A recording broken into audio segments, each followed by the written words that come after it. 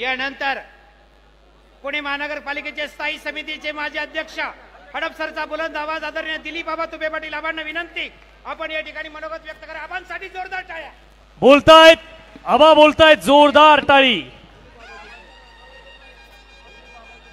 आजच्या या हडपसरमध्ये होत असलेल्या विशाल सभेचे ज्यांचं मार्गदर्शन ऐकण्यासाठी म्हणून आपण सर्वजण या ठिकाणी उत्सुक आहोत ते आम्हा सर्वांचे राष्ट्रीय नेते आदरणीय शरदचंद्रजी पवार साहेब, व्यासपीठावर उपस्थित असलेल्या खासदार, माजी खासदार वंदनाताई चव्हाण, त्याचप्रमाणे जगन्नाथ बापू शेवाळे, जयदेवजी गायकवाड, आपले सर्वांचे लाडके उमेदवार प्रशांतजी जगताप, आमचे सहकारी बाळासाहेबजी शिवरकर, उबाटा गटाचे व्यासपीठावर उपस्थित असलेले सर्व पदाधिकारी आणि उपस्थित सर्व मतदार बंधू भगिनींनो, आज आपण या ठिकाणी प्रशांतदादा जगताप यांना हडपसरच्या विकासाच्या दृष्टिकोनामधून काम करण्यासाठी पवार साहेबांच्या मार्गदर्शनाखाली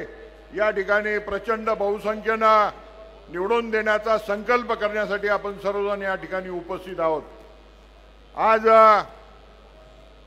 जो निर्णय आम्ही साहेब या ठिकाणी केलेला आहे, आम्ही तुमचं बोट धरूनच राजकारणामध्ये गेल्या 40 वर्षापूर्वी पदार्पण केलेलं होतं.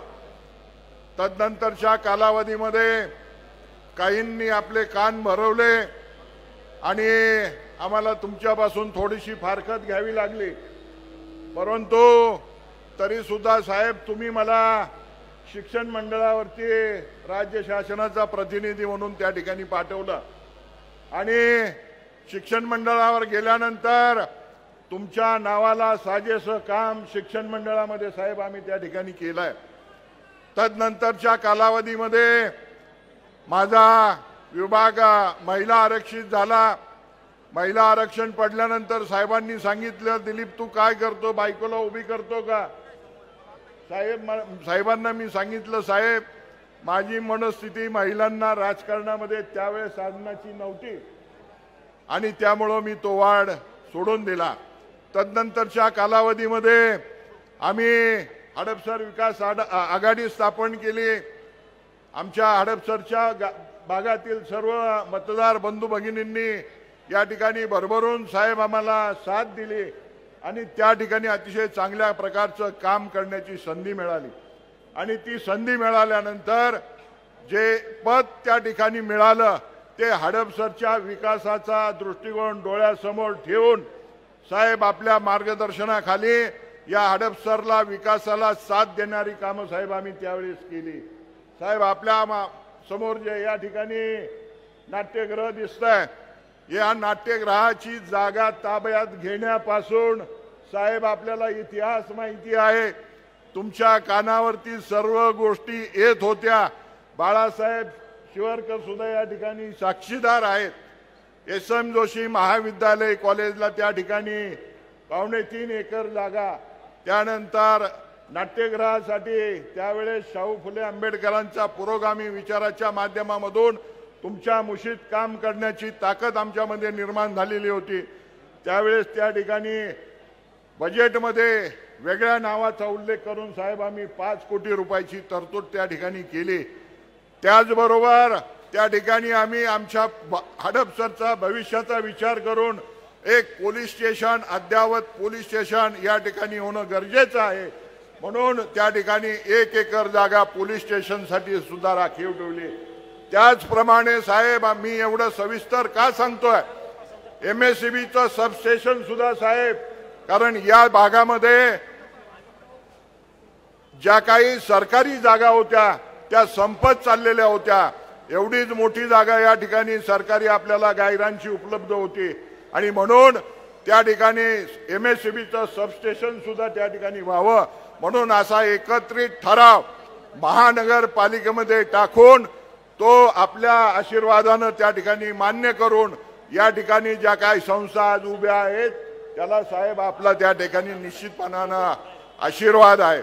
या कामाचं भूमिपूजन 2007 साली या ठिकाणी आम्ही त्या ठिकाणी केला। साहेब दुर्दैव आहे 2007 साली या कामाचा पायापूजन आम्ही केलं। आज 2024 मध्ये साहेब त्याचं उद्घाटन होतं।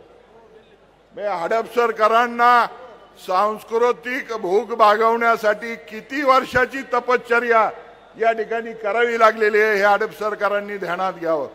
साहेब त्याच्यानंतर आपल्या आशीर्वादानं त्या ठिकाणी काम करण्याची संधी मिळाली। आपल्या विचाराचा धागा आम्ही डोळ्यासमोर ठेवून घेत होतो, कारण तुम्ही आम्हाला नेहमी सांगायचा विकासाचं जर काम करायचं असेल तर पुढील भविष्याचा 20 वर्षाचा वेध घेऊन आपण त्या ठिकाणी कामाचं नियोजन केलं पाहिजे। म्हणून 110 MLDचा पाण्याचा लष्करला पाणी पुरवठा प्रकल्प साहेब त्या ठिकाणी आम्ही त्या ठिकाणी मंजूर केला, नव्हे तर 1 वर्षामध्ये तो कार्यान्वित सुद्धा केला। त्याचं भूमिपूजन आणि आम्ही उद्घाटन सुद्धा घेतलं नाही। आज जो सोलापूर रस्ता आहे कॉन्क्रिटीकरण साहेब, हा सोलापूर रोडचं कॉन्क्रिटीकरण सुद्धा 2003-04 च्या बजेटच्या तरतूदमधून आम्ही त्या ठिकाणी केलं आणि त्यावेळेस ते काम पूर्ण सुद्धा झालं।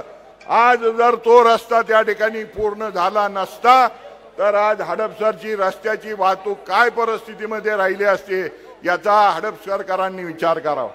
स्पोर्टच्या माध्यमामधून काम करत असताना हडपसरला हँडबॉल अकॅडमी साहेब आम्ही त्या ठिकाणी आणली, त्याचं उद्घाटन सुद्धा आम्ही त्या ठिकाणी केलं।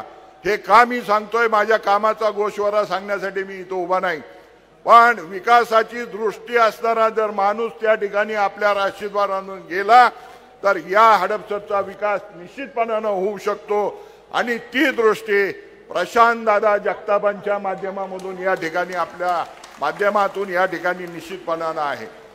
मी आपल्याला अधिक या ठिकाणी बोलून वेळ घेणार नाही। मला आपल्या ताकदीमध्ये तयार झालेला असल्यामुळे मला व्यक्तिगत कुणावर टीका करायची नाही, परंतु साहेब आता आपण आधीची भाषणं सुद्धा ऐकली। या भाषणांचा जर आपण बारकाईने आढावा घेतला विकासाच्या कामाच्या बाबतीमध्ये, आज आम्ही येताना मला त्यांचं पॅम्पलेट पाहायला मिळालं।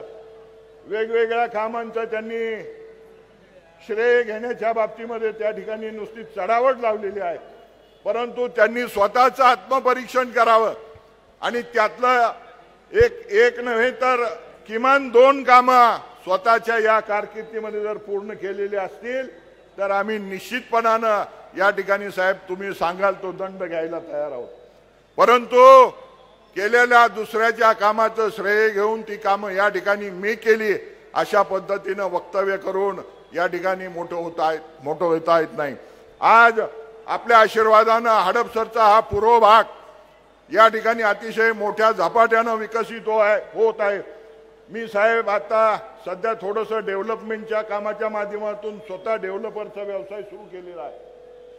आज या ठिकाणी मगरपट्टा सारखी टाउनशिप या ठिकाणी मोठ्या स्वरूपामध्ये आपल्या आशीर्वादानं या ठिकाणी उभी आहे। त्याचबरोबर अमेनोरा सारखी टाउनशिप सुद्धा या ठिकाणी उभी आहे। परंतु साहेब ज्या पद्धतीनं रोडचं नेटवर्क जे विकास आराखड्यामध्ये नियोजित रोड आहेत ते रोड सुद्धा न करण्याची भूमिका आपल्या जर इथल्या राजकर्त्यांनी जर घेतली तर त्याच्यासारखं दुसरं दुर्दैव नाही। आज साहेब मी सहज एकदा आपल्याला भेटायला आलेलो होतो। मी सहज साहेब आपल्याला म्हटलं की आमच्या रोडच्या बाबतीमध्ये साहेब तुम्ही स्वतः लक्ष घातल्याशिवाय या रोडचा प्रश्न सुटणार नाही। साहेब म्हणले मी सुद्धा आता त्या रोडनी जाताना 10 वेळा विचार करतो या रोडनी जायचं का, कारण मला बारामतीला जर 2 तासात पोहोचायचं असेल तर मला सुद्धा गॅरंटी देता येत नाही। अशी जर साहेब आपली या ठिकाणी मनस्थिती असेल तर आम्ही हडपसरकरांनी करायचं काय? रोज आम्हाला कामाच्या निमित्तानं आमची मुलं बाळं साहेब शाळेमध्ये पुण्यामध्ये जातात। आज अशी अवस्था आहे की त्या ठिकाणी जर डेक्कनला काम असेल तर इथून आम्हाला जायला किमान 2 तास साहेब या ठिकाणी लागतात। म्हणून या विकास पुणे शहराच्या विकासाच्या ज्या या रोड म्हणजे रक्तवाहिन्या आहेत, या रक्तवाहिन्या साहेब आपण खऱ्या अर्थानं मोकळ्या करण्याचे गरजेचं आहे।